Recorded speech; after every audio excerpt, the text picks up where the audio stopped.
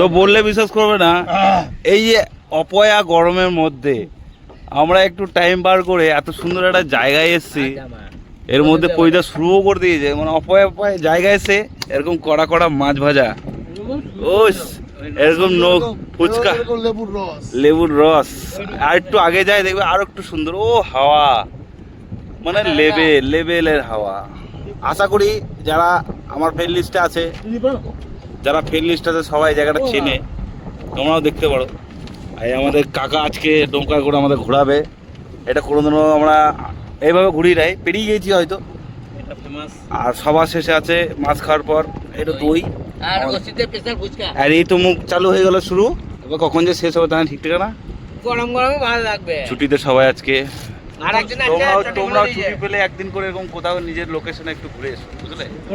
এই দেখো শুধু সৌন্দর্য প্লেসটা দেখে নাও।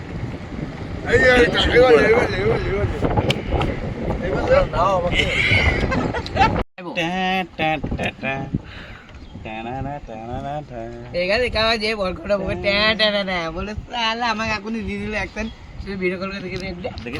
হ্যাঁ না অ্যাকসেন্ট রোল কেমন হয়ে গেল কাকা জিজ্ঞেস যাচ্ছি আমরা এখন দামোদর নদীর মধ্যে। একটু সাহায্য রাখেন না। এ চালা